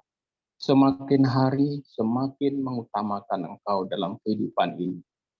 Dan semakin hari semakin kuat panggilan hamba-hamba-Mu ini dalam mengikuti, dalam mengiringi Engkau Tuhan. Terima kasih Tuhan, kami berdoa kepada Engkau untuk komunitas pesat, khususnya anak-anak-Mu Tuhan yang melayani, mulai dari Sabang sampai Merauke, di kota, di desa, maupun di daerah-daerah terpencil, di pulau-pulau, mungkin yang daerah terisolasi. Kami terus berdoa kepada Engkau ya Tuhan. Minta lawatan-Mu, minta Roh-Mu campur tangan dalam setiap kami anak-anak-Mu Tuhan. Kami percaya kami tidak berjalan sendiri. Kami dan yakin dan percaya Tuhan senantiasa beserta kami. Apapun yang kami lakukan, apapun yang kami kerjakan, itu tidak akan sia-sia. Karena Tuhan tahu apa yang jadi kerinduan dan harapan kami, yaitu adalah menyenangkan hati Tuhan. Oleh karena itu Tuhan, kami terus berdoa kepada Engkau untuk komunitas pesat. Biarlah senantiasa kehidupan kami seperti firman-Mu tadi Tuhan. Hidup kami menjadi terang. Hidup kami menjadi garam di tengah-tengah dunia ini Tuhan. Dimanapun kami, Tuhan percayakan pelayanan anak-anak, apapun itu Tuhan, sesuai tanggung jawab yang Tuhan percayakan kepada kami. Kami percaya Tuhan, yakin Engkau akan campur tangan dalam setiap apa yang jadi pergumulan kami Tuhan. Dan berdoa untuk karyawan yang ada di pesat. Tuhan juga menolong para karyawan yang bekerja. Tuhan juga memberikan kekuatan, Tuhan memberikan kesehatan, sehingga mereka juga bekerja bukan seperti untuk manusia, tapi bekerja seperti untuk Tuhan, kata firman-Mu. Tuhan, biarlah juga kami setiap komunitas, dimanapun kami berada, kami mengerjakan segala sesuatu dengan sukacita, dengan kekuatan Tuhan, dan bukan kekuatan kami, dan kami melakukannya seperti untuk Tuhan. Terima kasih Tuhan, kami berdoa Tuhan kepada Engkau, untuk kami semakin kuat dalam panggilan kami Tuhan. walaupun banyak tantangan, banyak masalah, problem hidup, masalah ekonomi mungkin, masalah keuangan mungkin, dan tantangan-tantangan yang ada di lapangan yang kami hadapi dengan masyarakat, dengan tokoh-tokoh masyarakat mungkin, dengan pengaruh roh-roh teritorial, dan juga mungkin roh-roh jahat Tuhan. Namun kami percaya Tuhan di pihak kami, Tuhan beserta kami, Tuhan akan terus menolong kami, dan Tuhan akan terus memampukan kami untuk mengerjakan amanat agung-Mu Tuhan, untuk menjadi terang di tengah-tengah dunia, di tengah-tengah masyarakat, di mana Tuhan percayakan tempat pelayanan kami. Terima kasih Tuhan Yesus, terima kasih Tuhan. Yang kami berdoa juga Tuhan, untuk semua anak-anak FC yang dilayani saat ini, mulai dari usia 0 sampai 18 tahun. Tuhan kiranya terus menolong para hamba-hamba-Mu, anak-anak-Mu Tuhan, yang mendedikasikan kehidupannya, mendedikasikan waktunya, mendedikasikan energinya, bahkan imannya sekalipun Tuhan, untuk melayani anak-anak ini Tuhan. Biar kiranya Tuhan terus pakai dan terus urapi hamba-hamba-Mu, pakai kehidupan mereka, menjadi terang, menjadi garam, menjadi kesaksian yang hidup, sehingga nama Tuhan dipermuliakan. Banyak orang melihat kemuliaan Allah lewat kehidupan anak-anak-Mu yang melayani di anak-anak FC ini Tuhan. Sehingga program pengembangan ini, kepemimpinan ini Tuhan, pada anak mulai dari 0 sampai 18 tahun ini, supaya bertujuan untuk memunculkan setiap potensi-potensi anak di desa-desa, untuk terus mengembangkan kepemimpinannya, yang saat ini dipersiapkan oleh hamba-hamba-Mu, teman-teman sekerja kami yang ada di lapangan, baik guru-guru TK, baik kepala sekolahnya, baik tim supervisor, dan teman-teman yang lainnya terus bekerja. Tuhan, Engkau melihat hati mereka. Tuhan terus memakai hamba-hamba-Mu ini. Pakai dengan luar biasa. Urapi mereka Tuhan. Dan sehingga lewat pelayanan Future Center ini Tuhan, banyak anak-anak di desa yang dipersiapkan oleh Tuhan. Melalui pelayanan FC ini semakin banyak anak-anak yang terus dipersiapkan untuk menjadi calon-calon pemimpin di kemudian kelak hari di negeri ini Tuhan. Jadi pemimpin-pemimpin yang takut akan Tuhan, berkarakter Kristus, melihat karakter dari guru-gurunya, melihat karakter Kristus lewat guru-guru sekolah, lewat hamba-hamba-Mu yang melayani, sehingga karakter Kristus itu timbul, dan karakter itu nyata dalam kehidupan anak-anak ini Tuhan, yang unggul dalam segala bidang. Kami berdoa kepada Engkau suatu kelak nanti mereka dipercayakan untuk jadi pemimpin yang hebat di bangsa ini, sehingga bangsa ini boleh berterima kasih kepada mereka. Oleh karena itu Tuhan, kami berdoa kepada anak-anak-Mu, hamba-hamba-Mu yang melayani lewat program FC ini Tuhan. Terus Engkau kuatkan iman mereka. Tuhan terus menolong, Tuhan terus memampukan, Tuhan terus campur tangan di setiap apa yang dikerjakan, sehingga penuh dedikasi, tanggung jawab, dan loyal kepada Tuhan. Terima kasih Tuhan. Kami serahkan anak-anak-Mu, pakai hidup mereka Tuhan, yang sudah berkeluarga kiranya Tuhan terus memelihara kehidupan rumah tangganya, ekonominya, Tuhan yang sediakan, Tuhan yang cukupkan. Karena kami percaya Tuhan tidak pernah membiarkan anak-anak-Mu yang bergantung sepenuhnya kepada Engkau. Terima kasih Tuhan, terima kasih. Tuhan, terima kasih. Buluh yang patah tidak akan terkulai. Demikian firman-Mu Tuhan. Dalam setiap anak-anak-Mu, Tuhan akan menolong kami setiap waktu. Oleh karena Tuhan, terus kami juga berdoa saat ini untuk para sponsor donatur yang rela hati, yang membagikan harta mereka, mendedikasikan hidup mereka untuk mensupport, mendukung pelayanan pesat ini. Kiranya Tuhan terus memakai kehidupan mereka. Tuhan juga terus memberkati kehidupan mereka. Kami berdoa Tuhan, dengan kesetiaan hati mereka sampai saat ini, baik sponsor donatur yang ada di dalam negeri maupun mungkin di luar negeri sana Tuhan, Kami tidak tahu satu persatu siapa mereka. Namun Tuhan yang Maha tahu. Tuhan, kiranya Tuhan melihara kehidupan mereka. Usaha pekerjaan mereka Tuhan. Kau tambah-tambahkan berkat-Mu atas hidup mereka. Sehingga apapun yang diusahakan, Engkau buat berhasil Tuhan. Berkati keluarga mereka. Pemeliharaan-Mu yang sempurna dalam kehidupan mereka. Berikan kekuatan, kesehatan buat keluarga mereka. Dan juga usahanya saat ini sedang dijalankan. Ada banyak karyawan yang Tuhan bersandar kepada mereka, kepada hamba-hamba-Mu ini, anak-anak-Mu ini yang tiap tahun mungkin, tiap hari mungkin sepenuhnya bersandar karena berharap dari gaji dan sebagainya. Tuhan pakai mereka jadi berkat juga bagi karyawan-karyawan yang saat ini menjalankan usaha mereka. Terima kasih Tuhan, terima kasih. Berkati para sponsor donatur kami, sahabat pesat yang sampai saat ini setia memberikan perpuluhannya, persembahan kasihnya untuk pekerjaan Tuhan yang mulia ini lewat yayasan pesat ini. Tuhan memberkati hidup mereka. Tuhan mencukupkan segala kebutuhan mereka.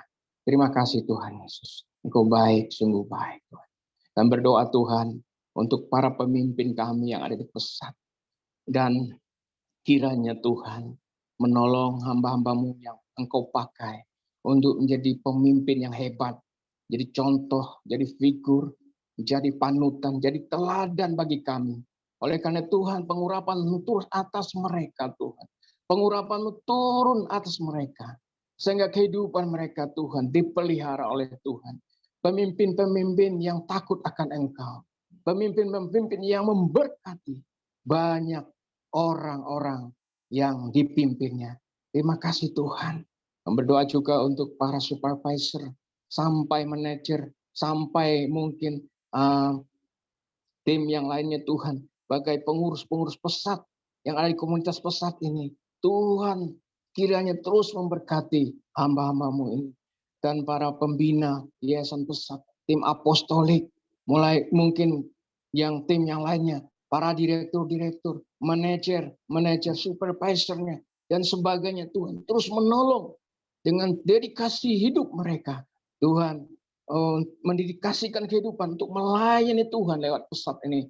Tuhan kiranya pakai hidup mereka, rumah tangga, ekonomi mereka. Tuhan pelihara, Tuhan cukupkan. Terima kasih Tuhan. Dan berdoa juga Tuhan untuk hamba-hamba-Mu yang ada di klinik, Pak Jun dan teman-teman yang ada di sana. Tuhan kiranya Tuhan menolong dan terus memakai Pak Jun jadi berkat bagi masyarakat, bagi orang-orang yang dilayani di klinik. Dan juga Tuhan, hidupnya jadi kesaksian yang hidup. Sehingga banyak orang melihat kemuliaan Tuhan dinyatakan. Tuhan kami berdoa Tuhan untuk divisi-divisi yang lainnya untuk pengembangan, bagian pengembangan. Ada hamba-Mu yang ada di sana Tuhan. Pakai, urapi Tuhan. Terus tolong Tuhan.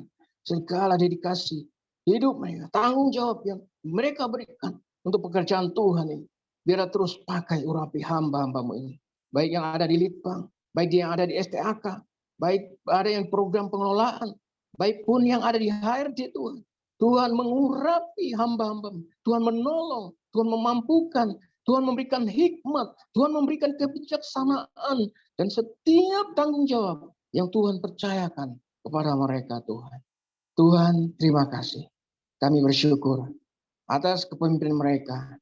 Kami boleh, Tuhan, merasakan keteladanan mereka dalam kehidupan kami, anak-anak-Mu yang ada di komunitas pesat ini. Terima kasih Tuhan.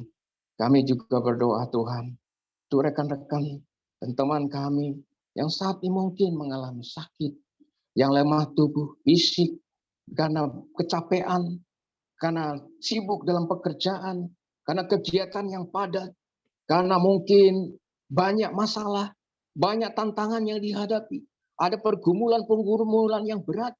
Tuhan, kami Tuhan sepakat sehati. Kami mau berdoa kepada Engkau ya Tuhan. Kiranya Tuhan menolong para hamba-hamba-Mu ini. Kiranya Tuhan memampukan hamba-hamba-Mu ini. Ketika ada yang sakit, Tuhan menyembuhkan yang sakit. Ketika ada yang terluka, Tuhan membalut lukanya. Ketika ada yang bisu, mungkin Tuhan bisa memberikan dia berkat, dia bisa bersuara dan sebagainya. Tuhan, Engkau sanggup melakukan perkara-perkara yang ajaib. Apapun jadi persoalan dan pergumulan setiap anak-anak-Mu.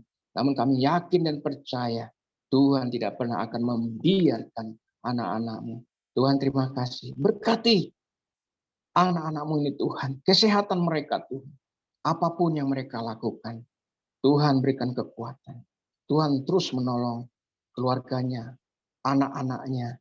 Tuhan yang mungkin yang sudah bersuami atau beristri. Tuhan memberkati keluarganya. Yang masih bujang, Tuhan juga terus menjaga, melihara, dan menemukan pasangan hidup yang sepadan, yang mereka kumulkan, yang mereka harapkan sesuai dengan kehendak Allah. Makasih ya Tuhan, kami bersyukur, kami menyerahkan setiap pergumulan-pergumulan kami ini ke dalam tangan-Mu dan dalam pimpinan dan penyertaan-Mu. Tuhan, saat ini juga kami berdoa kepada Engkau untuk persiapan doa puasa 3 hari, mulai tanggal 2 sampai 4 Desember tahun 2022 ini, yang saat ini sedang mempersiapkan diri untuk doa puasa selama 3 hari ini Tuhan, di seluruh komunitas pesat secara nasional. Dan kami semua yang di dalamnya, dalam komunitas ini, saat ini kami mempersiapkan hati kami, mempersiapkan kesungguhan hati kami untuk kami bisa berdoa puasa selama 3 hari ke depan. Tuhan, terima kasih. Ini doa kami Tuhan. Ini seruan kami. Kami percaya, kami yakin segala sesuatu yang kami serukan kepada Engkau tidak akan sia-sia. Karena kami yakin dan percaya firman-Mu berkata dalam Yakobus 5 ayat 16b, doa orang benar bila dengan yakin didoakan sangat besar kuasanya. Kami percaya setiap doa-doa kami yang kami naikkan ini Tuhan akan berdampak besar untuk kemuliaan Tuhan. Terpujilah Engkau Allah yang hidup, terpujilah Engkau Yesus Kristus, terpujilah Engkau Roh Kudus, kekal untuk selama-lamanya. Amin. Tuhan memberkati. Bapak penutup, berkat enggak ya? Ada. Amin. Ya Pak, sebelum kita doa berkat, kita mau dengarkan pengumuman dulu dari HRD, yaitu Ibu Sri. Sebelum doa berkat, kami serahkan untuk Ibu. Terima kasih. Bapak Ibu Saudara, tadi sudah didoakan bahwa tanggal 2 sampai 4 Desember kita akan ada doa puasa. Saya minta waktu beberapa saat lagi, beberapa menit lagi.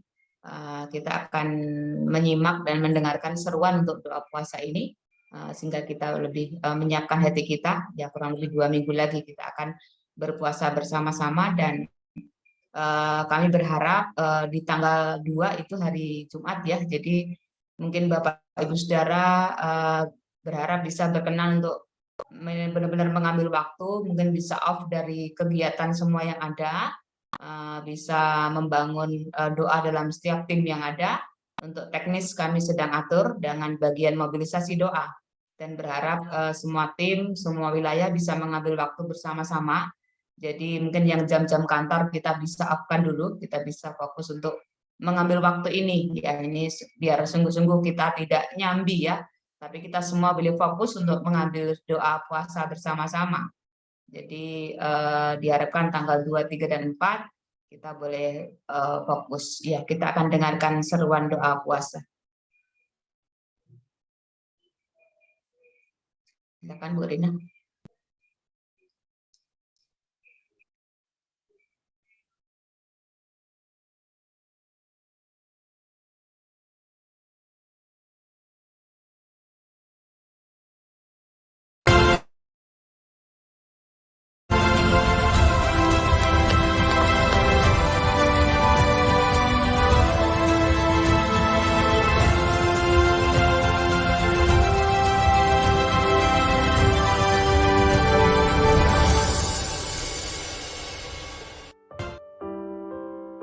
Shalom Bapak Ibu Saudara dikasih Kristus.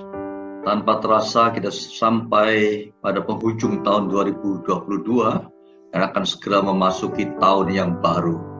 Saat ini Tuhan mempercayakan pada kita melayani ribuan anak-anak di desa-desa, memperlengkapi mereka untuk mengenal Kristus dan menjadi pemimpin yang berkarakter Kristus.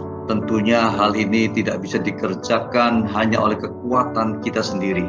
Ada bagian kita, tapi juga ada bagiannya Tuhan. Kita membutuhkan lawatan Tuhan agar terjadi transformasi dalam diri anak-anak yang kita layani. Karena itulah maka kita sepakat untuk merendahkan diri di hadapan Tuhan dalam doa puasa. Firman Tuhan katakan dalam Yesaya 58 ayat 8-12 bahwa doa puasa yang benar akan menghasilkan terobosan dalam hidup kita dan di dalam pelayanan kita. Dikatakan oleh firman Tuhan, pada waktu itulah terangmu akan merekah seperti fajar. Artinya kegelapan tidak bisa menguasai, karena kemudian terang itu muncul dan menerangi sekitarnya, menerangi desa-desa, menerangi masyarakat, menerangi negara yang kita kasihi. Dikatakan pada waktu itu lalu kamu akan pulih dengan segera, kebenaran menjadi barisan depanmu, kemuliaan Tuhan menjadi barisan belakangmu. Engkau akan membangun reruntuhan yang sudah berabad-abad, memperbaiki dasar diletakkan oleh banyak keturunan, dan engkau akan disebut yang memperbaiki tembok yang tembus. Dalam bahasa Ibrani disebut Goder Peres, memperbaiki tembok yang tembus. Apa maksudnya? Ini berbicara tentang satu kota benteng yang temboknya tembus sehingga musuh bisa menerobos masuk karena tidak ada lagi pertahanan. Disinilah Tuhan memanggil saudara dan saya untuk berdiri di tengah tembok yang tembus ini untuk mempertahankan negeri, mempertahankan desa-desa, mempertahankan keluarga demi keluarga, dan mempertahankan anak-anak yang Tuhan percayakan kepada kita sekalian. Karena itu saya menghimbau saudara sekalian, mari kita merendahkan diri dalam doa puasa dan siapkan diri saudara, serta pastikan bahwa saudara tidak akan melewatkannya.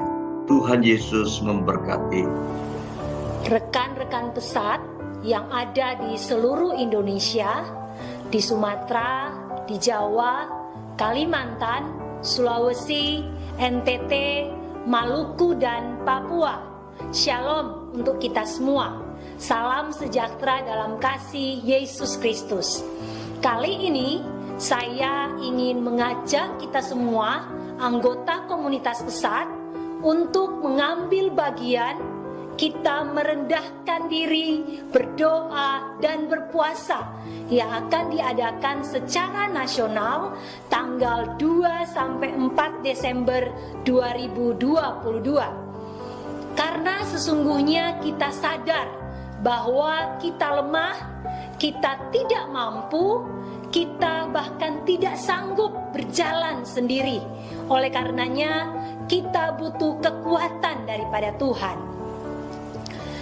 Pengajaran Tuhan Yesus tentang hal berpuasa dapat kita lihat dalam Matius pasal 6 ayat 16-18, bahwa puasa tidak dilakukan agar dilihat oleh orang lain, melainkan sebagai upaya kita untuk mendekatkan diri dengan Allah dan untuk mendapatkan belas kasih Allah. Kita belajar dari Alkitab, dan kita semua anggota komunitas diajar lagi bahwa di masa-masa krisis ini, di masa-masa yang sulit ini, tidak ada cara lain. Kita diajak untuk berpuasa di hadapan Tuhan, memohon pertolongan Tuhan. Nah, Bapak, Ibu, Saudara, pesan Tuhan yang diterima oleh para pendoa ketika mengambil waktu doa puasa di Bukit Doa Emalta pada 20-24 Oktober yang lalu, pesan Tuhannya adalah kekuatan dalam kesatuan. Kesatuan adalah salah satu kunci yang paling penting dalam kerajaan Allah untuk mendatangkan berkat dan terobosan. Oleh karena itu, taktik terbesar daripada iblis adalah menghancurkan itu. Karena iblis tahu di mana ada kesatuan, di situ ada kekuatan. Nah, oleh karena itu kita harus sadar, kita harus berjaga-jaga. Rekan-rekan, peristiwa Menara Babel dalam Kejadian pasal 11, di sana dituliskan Tuhan berfirman bahwa ketika mereka bersatu, maka mulai dari sekarang apapun juga yang mereka rencanakan, tidak ada yang tidak dapat terlaksana. Semua yang mereka rencanakan pasti diselesaikan. Nah, pelajaran buat kita di Pesat adalah semua yang kita doakan, yang menjadi tujuan kita akan terlaksana pada waktu kita bersatu. Ini powerful sekali. Ini mempunyai daya kekuatan yang besar sekali. Karena kesatuan itu bisa dicapai asalkan kita bersama-sama. Ini kuncinya. Nah, cara untuk mempertahankan kekuatan dalam kesatuan ada di dalam Mazmur pasal 133, memberi arahan yang jelas sekali. Yang pertama, diam bersama dengan rukun, ayat 1b. Artinya adalah mari kita saling mengasihi, kita mengusahakan kesejahteraan bersama, yaitu saling melayani satu dengan yang lain, hidup dengan rukun. Yang kedua, menjadi seperti minyak yang bersih, murni, ayat 2a. Nah, minyak dalam konteks perjanjian lama adalah barang yang kudus, yang suci dan sangat berharga, bernilai sakral. Minyak ini digunakan untuk mengurapi para imam dan raja. Artinya apa? Kita harus menjaga kesucian dalam kesatuan, menjaga kekudusan. Ini penting sekali. Memberikan hati yang murni, motivasi yang murni untuk mencapai satu kesatuan. Yang ketiga, menjadi seperti embun yang membawa berkat. Ayat 3a. Nah, embun ini adalah yang paling diharapkan atau dinanti-nantikan pada musim panas berkepanjangan, supaya memberikan kesegaran, memulihkan, menyegarkan. Maka jika tidak ada embun pada waktu panas, ini menjadi persoalan. Tanaman bisa mati, tanaman kering, dan pada akhirnya layu dan mati. Artinya adalah mari kita semua menjadi penyejuk, menjadi penyegar, menjadi pemulih untuk mencapai satu kesatuan itu. Nah, kunci utama untuk menjadi unity adalah yang pertama, mari mulai dari diri kita sendiri, bukan orang lain. Ini adalah keputusan saya, tidak dipengaruhi oleh keadaan apapun. Begitu kita mengambil keputusan, maka unity akan terjadi. Dan yang kedua, kita belajar kerendahan hati. Nah, kerendahan hati ini adalah keputusan kita. Rendah hati untuk menempatkan orang lain di atas kita. Kerendahan hati artinya menempatkan orang lain terlebih dulu daripada kita. Nah, kita belajar Kristus begitu unity dengan Bapa di surga. Kalau kita mau hidup sama seperti Kristus hidup, berarti kita juga harus membangun kesatuan dengan orang lain. Rekan-rekan semua, mari kita berdoa untuk apa yang sedang kita gumulkan. Kita berdoa di Pesat supaya ada terobosan untuk visi dan misi kita untuk 70.000 pemimpin. Dan Tuhan sudah berikan kuncinya, cara untuk mencapainya, yaitu hanya dengan kesatuan. Bersatu, bersepakat, disitulah letak daripada berkat-berkat Tuhan akan dicurahkan dengan berlimpah-limpah. Selamat bertemu dengan Tuhan dalam doa puasa. Tuhan Yesus memberkati. Shalom, Bapak Ibu Saudara yang terkasih. Kita bersyukur kita ada di penghujung tahun 2022 ini. Mari kita bersama-sama berdoa, berpuasa untuk kita boleh menaikkan ucapan syukur karena Tuhan telah menyertai kita di sepanjang tahun ini. Tuhan telah menyatakan perbuatan, pertolongannya yang ajaib dalam pelayanan ini, dalam keluarga kita, dalam pelayanan kita. Saatnya kita juga mau berdoa bersyafaat, berpuasa bersama-sama untuk kita menantikan di tahun-tahun yang akan datang. Kita percaya Tuhan menyertai dan melindungi kita. Kita percaya bahwa doa adalah gelanggang bagi para pemenang. Kiranya kita bersama-sama berpuasa sehingga kehendak Tuhan dinyatakan dan Tuhan dimuliakan. Shalom.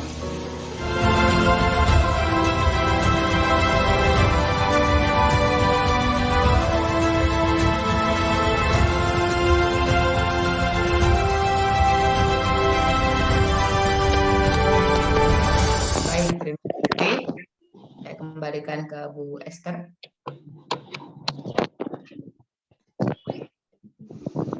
Terima kasih buat semua hambanya. Terima kasih juga untuk informasinya, Bu, supaya dapat kita tanggapi bersama.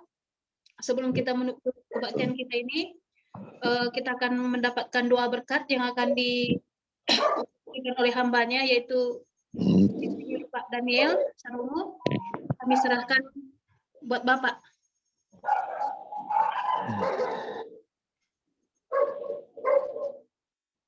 Mari Bapak Ibu Saudara, kita sudah mendengarkan firman Tuhan. Memasuki masa tahun 2023, banyak prediksi-prediksi yang disampaikan adalah masa-masa gelap, tapi kami punya Tuhan yang luar biasa. Maka dengan itu kita harus berpuasa, semua harus berpuasa untuk menghadapi masa-masa sulit itu. Kita memulai dari awal dengan puasa, sehingga memasuki tahun 2023, apapun yang terjadi kita berkemenangan. Saya juga komitmen mau puasa pribadi secara dan sungguh-sungguh karena tahu tantangan begitu berat. Jadi mari motivasi kita semua, teman-teman, jangan abaikan ini.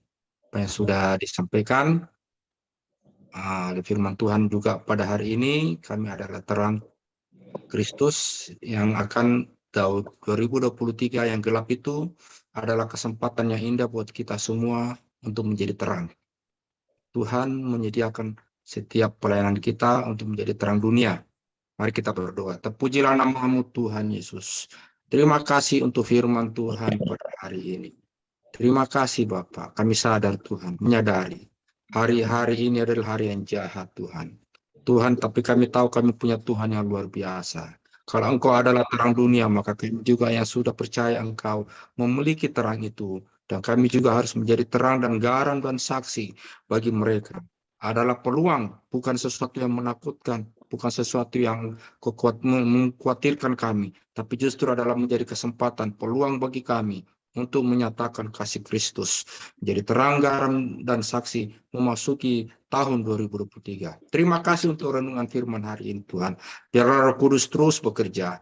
Beracara, hamba sudah selesai menyampaikan kebenaran firman Tuhan, tapi biarlah Roh Tuhan sendiri yang akan mengajarkan setiap hari kepada kami, dan kami mau melakukannya menjadi terang bagi Kristus. Terima kasih Bapak. Dan sebelum kami kembali ke tempat kami masing-masing, biarlah Bapak kami boleh menerima berkat yang daripada-Mu.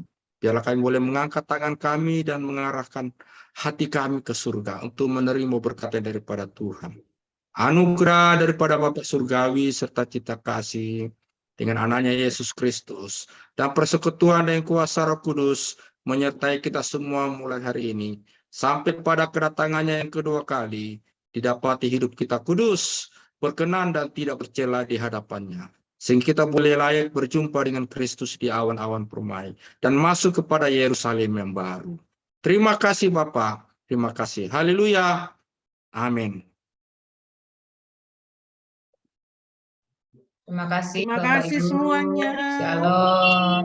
Shalom. Terima Tuhan kasih berkati. Bapak Ibu yang melayani. Tuhan Terima kasih berkati. semuanya. Terima kasih Bu Esther dan Tri. Semuanya. Terima kasih juga Pak buat Daniel, yang thank you. Sama-sama Ibu, sama-sama. Terima kasih Ibu. Bu Esther. Terima kasih. Terima kasih Pak Edi. Terima kasih. Baik, Bapak Ibu kami end ya. Tuhan memberkati kita. Yo, Oke Putri, terima kasih. terima kasih semuanya.